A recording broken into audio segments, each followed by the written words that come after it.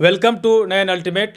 तो यहाँ पे आज मैं आप लोगों के लिए जैन धर्म लेकर के आया हूँ। तो पिछला क्लास में मैंने दोस्तों आप लोगों को बौद्ध धर्म ख़त्म करा दिया था पूरी तरीके से, और हमारी जो पॉलिटी की भी क्लास चल रही है, अभी 3 क्लासेस चल रही है। हिस्ट्री, पॉलिटी और करंट अफेयर की क्लास भी एक चल रही है जो कि संडे को होती है। तो प्ले लिस्ट में सब बना हुआ है अपना अलग अलग, आप लोग वो भी देख सकते हैं। और यदि नया है तो हमारे चैनल को लाइक और सब्सक्राइब ज़रूर करना। तो आज मैं आप लोगों को यहाँ पे जैन धर्म बताऊँगा, तो आप लोग कृपया उसको देखिए थोड़ा सा, 1 सेकंड बस। हाँ, तो जैन धर्म मैं आपका यहाँ पे समय बर्बाद न करते हुए शुरू करने जा रहा हूँ। यदि आप नया है तो हमारे चैनल को सब्सक्राइब और लाइक ज़रूर करना। तो जैन धर्म जो है उसकी स्थापना ऋषभ देव ने किया था, जो कि जैन धर्म का प्रथम तीर्थंकर था। जैन धर्म में कुल मिला के 24 तीर्थंकर हुए। जैन धर्म में 24 तीर्थंकर हुए थे, जिसमें पहला था जो ऋषभ देव था, उन्होंने जैन धर्म की स्थापना किया था। और 23वें तीर्थंकर का नाम पार्श्वनाथ था, जो कि इम्पोर्टेंट है। कई सारे एग्जामों में क्वेश्चन आते रहते हैं कि 23वें तीर्थंकर का नाम क्या था।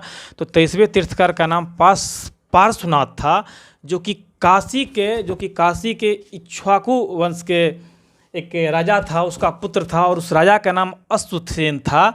तो जैन धर्म की स्थापना ऋषभ देव ने किया था, जो कि प्रथम तीर्थंकर था। और 23वें तीर्थंकर पार्श्वनाथ था, जो कि काशी के इक्ष्वाकु वंश के एक राजा था, जिसका नाम अश्वसेन था, उसका पुत्र था पार्श्वनाथ। और जैन धर्म के यदि स्थापना का वास्तविक श्रेय का बात किया जाए, वास्तविक श्रेय महावीर स्वामी को दिया जाता है, जो कि जैन धर्म के 24वें तीर्थंकर थे। 24वें थे महावीर, 24वें और अंतिम यही थे, 24वें और अंतिम इसे माना गया, 24वें और अंतिम के रूप में। और जैन यदि शब्द का बात किया जाए तो जैन शब्द जो है जीन से बना हुआ है, जो कि संस्कृत का शब्द है, जिसका अर्थ होता है विजेता।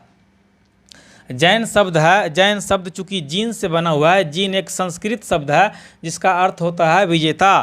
तो यहाँ पे आप लोगों ने देखा कि जैन धर्म की स्थापना ऋषभ देव ने किया था, जो कि प्रथम तीर्थंकर था। और 23वें तीर्थंकर का नाम पार्श्वनाथ था, जो कि काशी के इक्ष्वाकु वंश के राजा अश्वसेन के पुत्र थे। जैन धर्म में कुल मिला के 24 तीर्थंकर थे, इसमें 24वें और अंतिम तीर्थंकर महावीर स्वामी थे, जिसे जैन धर्म के वास्तविक संस्थापक कहा गया है। तो अब देखा जाए महावीर स्वामी के बारे में, महावीर स्वामी के कुछ जो व्यक्तिगत उसका जो परिचय है, उसके बारे में हम लोग यहाँ पे चर्चा करेंगे। तो आप लोग कृपया उसको ध्यान से देखें। महावीर स्वामी का जो जन्म है वो 540 ईसा पूर्व में हुआ है। कई जगह पे 599 ईसा पूर्व भी लिखा रहता है बहुत सारे बुकों में। तो 540 ईसा पूर्व में कुंडग्राम में हुआ था। कुंडग्राम जो कि एक जगह है वैशाली में, आप लोग लिख ले, वैशाली में है।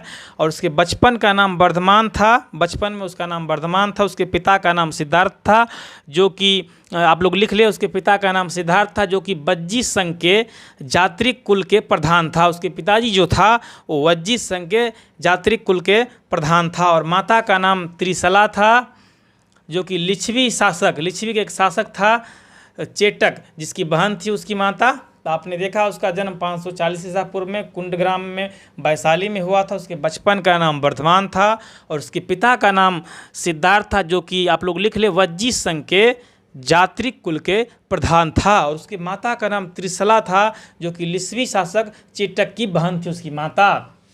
और यदि उसकी पत्नी का बात करें तो पत्नी की नाम यशोदा थी, जो कि कौंडिय गोत्र की कन्या थी। ये भी इम्पोर्टेंट है, जो लोग भी पीसीएस वगैरह की तैयारी करते हैं, एसएससी, रेलवे, बैंक में भी ये क्वेश्चन आ सकता है अक्सर।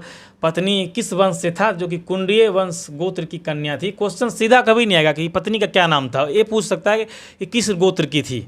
उसकी पुत्री का नाम प्रियदर्शनी था, अन्योजा भी उसे कहा जाता है। और उसका विवाह जमाली के साथ हुआ था, जो कि महावीर का शिष्य ही था जमाली। और महावीर जो थे वो 30 वर्ष की अवस्था में नंदीवर्धन, जो कि उसका बड़ा भाई था, कौन था, उसका बड़ा भाई था, 30 वर्ष की अवस्था में अपने बड़े भाई से पूछ करके गृह त्याग कर दिया।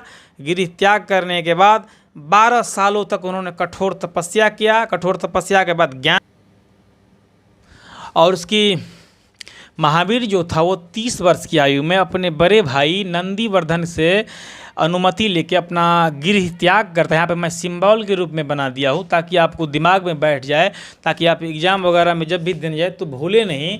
महावीर स्वामी ने 30 साल की उम्र में अपने बड़े भाई नंदीवर्धन की अनुमति से जो घर त्याग किया, इसके बाद कठोर तपस्या किया 12 सालों तक। इसके बाद ज्ञान की प्राप्ति हुई और ज्ञान की प्राप्ति के बाद जिन कहलाए, जिन का अर्थ है विजेता, और ज्ञान की प्राप्ति से जिब्रिक एक ग्राम है जो कि ऋजुपालिका नदी के तट पे है, और साल वृक्ष के नीचे ज्ञान की प्राप्ति हुई। इसके बाद ज्ञान को कैबल्य हुई, इसके बाद से जिन कहलाए, जिन का अर्थ है विजेता। मैंने अभी आप लोगों को बताया।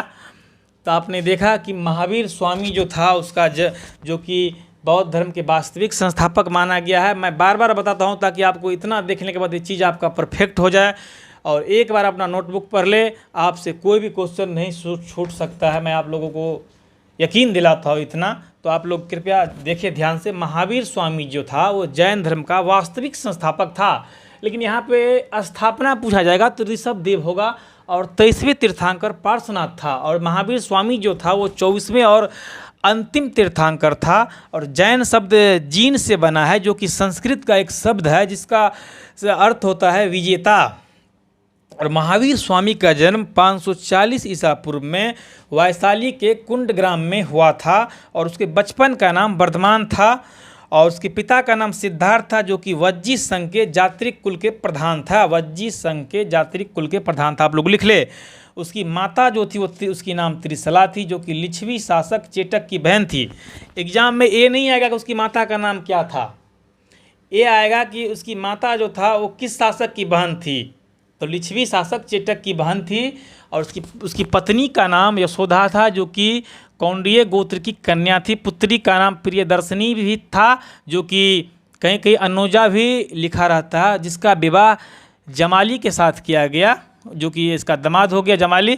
और महावीर ने 30 साल की उम्र में अपने बड़े भाई, उसका नंदीवर्धन जो था वो बड़ा भाई था महावीर का, महावीर के बड़े भाई का नाम नंदीवर्धन था, उसकी अनुमति से वो गृह त्याग करता है। गृह त्याग करने के बाद 12 सालों तक कठोर तपस्या करता है। कठोर तपस्या करने के पश्चात ज्ञान की प्राप्ति जिब्रिक ग्राम में ऋजुपालिका नदी के तट पे होता है।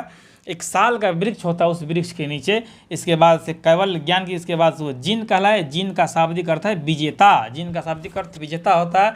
यदि महावीर के यहाँ पे हम लोग अन्य नाम, महावीर के और कई सारे नाम थे, इसके बारे में भी थोड़ा सा चर्चा करेंगे। उसके अन्य नाम थे जिन। तो जिन का मतलब तो आप लोगों को मैंने बता ही दिया, विजेता। एक था निर्ग्रंथ यानी बंधनहीन,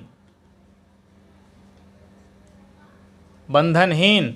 अहर्त मतलब पूज्य, अर्थ मतलब पूज्य। अन्य नाम थे, एग्जामों में अक्सर आते रहते हैं, अक्सर एग्जामों में पूछते थे महावीर के अन्य नाम क्या था। तो जीन, अर्थ, निर्ग्रंथ ये सब था। जीन का अर्थ होता है विजेता, निर्ग्रंथ का होता है बंधन, अर्थ मतलब पूज्यता।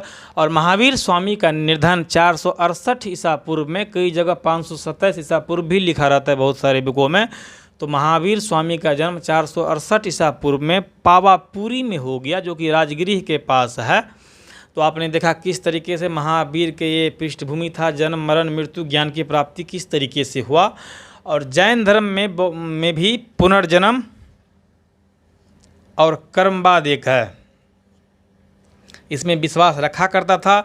युद्ध और कृषि दोनों जैन धर्म में वर्जित था, क्योंकि दोनों ही से हिंसा होती थी, जीवों की हिंसा के मामले में जैन धर्म और भी ज़्यादा कठोर था। बिल्कुल भी हिंसा नहीं था जैन धर्म में, क्योंकि उसमें युद्ध और कृषि दोनों वर्जित है। आरंभ में जैन धर्म मूर्ति पूजा का विरोध किया करता था, मूर्ति पूजा नहीं था आरंभ में, किंतु बाद में महावीर के बाद जो तीर्थकर आए उन्होंने मूर्ति पूजा प्रारंभ कर दिया। तो आपने देखा कि किस तरीके से ये महावीर के जीवनी वगैरह था। तो अब हम लोग अभी महावीर के, आप लोग उसको लिख ले। इसके बाद अभी हम लोग जस्ट महावीर की जो विचारधाराएं थी उसके बारे में अभी चर्चा करेंगे, और फिर इस टॉपिक को हम लोग आज ही ख़त्म करेंगे।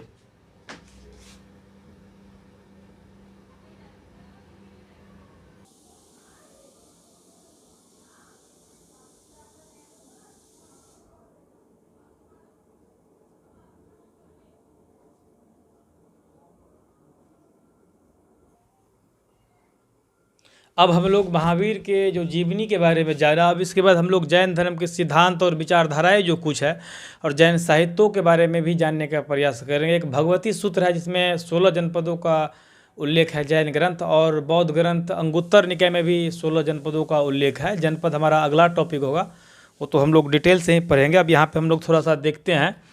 जैन धर्म के एक त्रिरत्न है, सम्यक ज्ञान, सम्यक ध्यान और सम्यक आचरण। जैन धर्म के इन तीनों त्रिरत्न से के द्वारा मोक्ष की प्राप्ति होती है। जैन धर्म के तीनों जो त्रिरत्न है, सम्यक ज्ञान, सम्यक ध्यान, सम्यक आचरण, इन्हीं तीनों त्रिरत्न के द्वारा मोक्ष की प्राप्ति होती है। मोक्ष की प्राप्ति के लिए है जैन धर्म में। और जैन धर्म के एक 5 महाव्रत है, जैसे अहिंसा यानी कि हिंसा नहीं करना चाहिए, सत्य यानी कि झूठ नहीं बोलना चाहिए, अस्तेय हो गया यानी कि चोरी नहीं करना चाहिए, अपरिग्रह यानी कि किसी की यानी कि संपत्ति अर्जित न करना चाहिए, ब्रह्मचर्य यानी कि स्त्रियों से दूर रहना चाहिए। और इन 5 व्रतों में जो जैन धर्म के जो 5 व्रत हैं उनसे 4 महाव्रत जो आपका ये है, ये 23वें तीर्थकर, 23वें जो तीर्थंकर थे पार्श्वनाथ के द्वारा दिया गया है। ये इम्पोर्टेंट है, पीसीएस वगैरह की जो लोग भी तैयारी करते उसे आ सकता है। इन 4 ने पार्श्वनाथ ने दिया था। और ये जो है 5वां जो है वो 24वें और अंतिम जो थे आप लोगों को बताया था, जो वास्तविक संस्थापक थे महावीर स्वामी। दिखाई दे रही है यहाँ से? एक सेकंड मैं यहाँ लिख देता हूँ। और ये 5वां जो था वो महावीर स्वामी ने दिया था। तो आपने देखा कि जैन धर्म के 5 महाव्रत है। अहिंसा यानी कि हिंसा नहीं करना चाहिए, सत्य यानी कि झूठ नहीं बोलना चाहिए, अस्तेय यानी कि चोरी नहीं करना चाहिए, अपरिग्रह किसी भी प्रकार का संपत्ति नहीं अर्जित करके रखना चाहिए, और ब्रह्मचर्य स्त्रियों से दूर रहना चाहिए। इन 5 महाव्रतों में 4 जो था वो 23वें तीर्थंकर जो थे वो पार्श्वनाथ ने दिया था, और चौथा ब्रह्मचर्य जो कि महावीर स्वामी ने दिया है। और यहाँ पे महावीर स्वामी के जन्म की प्राप्ति के बाद जो कैवल्य की प्राप्ति होती है, इसके बाद प्रथम उपदेश राजगिरी के विपुलचल पहाड़ी में देता है। प्रथम उपदेश है ये, प्रथम उपदेश राजगिरी के विपुलचल पहाड़ी में देता है महावीर स्वामी। और महावीर स्वामी का जो प्रथम शिष्य था उसका नाम जमाली था, जो कि उसका दामाद भी था, महावीर का दामाद भी था। महावीर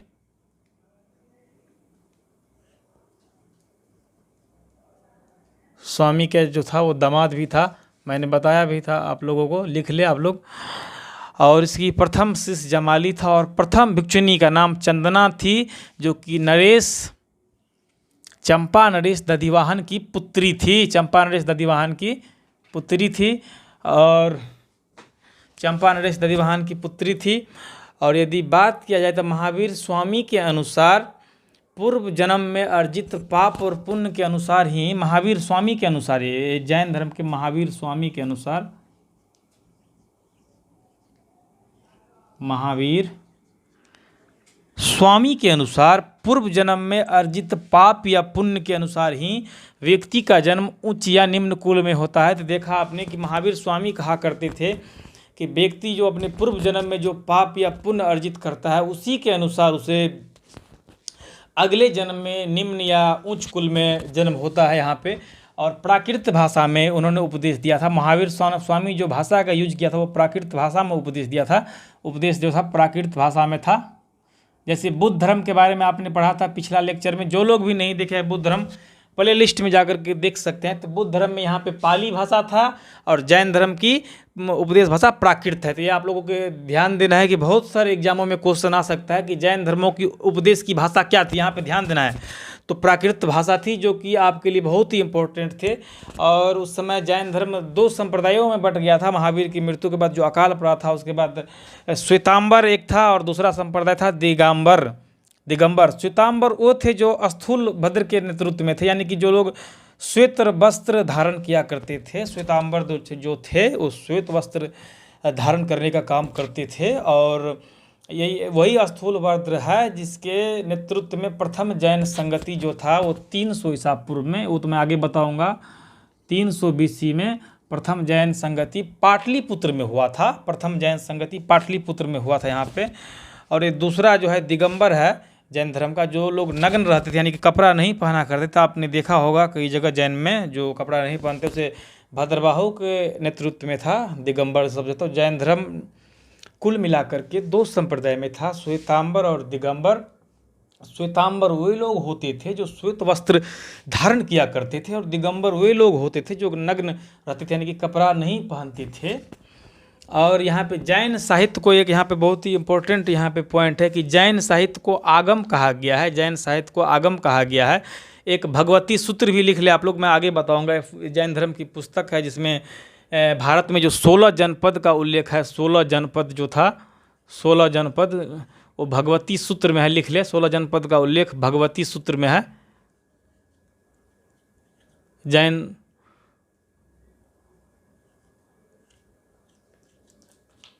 भगवती सूत्र में है। और बौद्ध धर्म में अंगुत्तर निकाय में 16 जनपदों का उल्लेख है। अगला टॉपिक हमारा जनपद होगा। और जैन धर्म में भी जो जैन संगतियाँ हुई थी उसमें प्रथम जैन संगति 300 ईसा पूर्व में स्थूलभद्र के नेतृत्व में पाटलिपुत्र में हुआ था, और द्वितीय जैन संगति 512 ईसा पूर्व में वल्लभी गुजरात, जो कि जगह कहाँ पे है, गुजरात में है, वल्लभी गुजरात में हुआ था, क्षमा श्रवण के नेतृत्व में हुआ था ये। तो आपने देखा यहाँ पे, मैं आप लोगों को एक बार फिर से बताना चाहूँगा, एक बार फिर से देख ले ताकि आपका ये टॉपिक पक्का हो जाए। और मैं आप लोगों को यकीन दिलाता हूँ कि इतना देखने के बाद आपको कोई भी कहीं वीडियो देखने की ज़रूरत नहीं है। बस एक बार अपना नोटबुक देख ले, आपका ये टॉपिक हमेशा के लिए पक्का हो जाएगा। तो एक बार मैं आप लोगों को और बताना चाहूँगा यहाँ पे कि जैन धर्म के त्रिरत्न है सम्यक ज्ञान, सम्यक ध्यान और सम्यक आचरण। इन तीनों को फॉलो करने के बाद मोक्ष की प्राप्ति होती है। जैन धर्म के अनुसार मोक्ष की प्राप्ति होती है।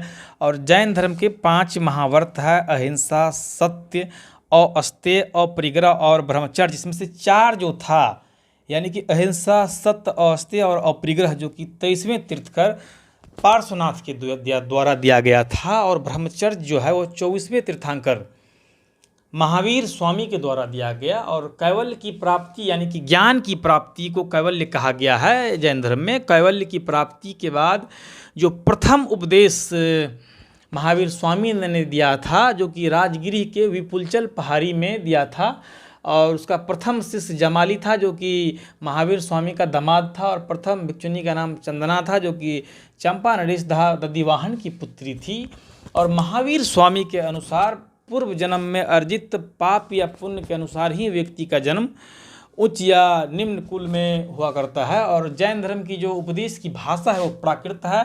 बौद्ध धर्म की बात करें तो बौद्ध धर्म में यहाँ पे पाली भाषा थी। और जैन धर्म 2 संप्रदायों में बट गया महावीर की मृत्यु के बाद। श्वेतांबर जो लोग श्वेत वस्त्र धारण किया करते थे स्थूलभद्र के नेतृत्व में, और जो लोग नग्न रहा करते थे उसे दिगंबर जैन कहा गया है, जो कि भद्रबाहु के नेतृत्व में थे। और जैन साहित्य को आगम कहा गया है। और एक और यहाँ पे बुक है जैन धर्म का, भगवती सूत्र। इसके अनुसार भी भारत में 16 जनपद था इसी, और बौद्ध धर्म के अंगुत्तर निकाय में भी 16 जनपदों का उल्लेख है। और प्रथम जैन संगति 300 ईसा पूर्व में हुआ था पाटलिपुत्र में स्थूलभद्र के नेतृत्व में। और द्वितीय जैन संगति 512 ईसा पूर्व में वल्लभी गुजरात में हुआ था, जो कि क्षमा श्रवण ने जिसका किया था। तो आपका ये यहाँ पे जैन धर्म ख़त्म हो गया। तो आप लोग एक बार नोटबुक अपना ज़रूर देखें, और यदि नया है तो हमारे चैनल को लाइक और सब्सक्राइब करें। और एक बात और, हाँ, आपकी करंट अफेयर की जो क्लास है वो प्लेलिस्ट में रहेगी, और वो संडे को शाम को के दिन करंट अफेयर की क्लास आएगी। हमारी करंट अफेयर की क्लास बहुत ही बेस्ट होती है, आपको कहीं जाने की ज़रूरत नहीं है। इतना अच्छा मैं करंट एक्सप्लेन करके बताता हूँ, पूरे आपको कहीं नहीं बताएगा। और पॉलिटी की भी क्लास चल रही है, तो प्लेलिस्ट में पॉलिटी में हमारा अगला टॉपिक राज्यसभा होगा। तो धन्यवाद।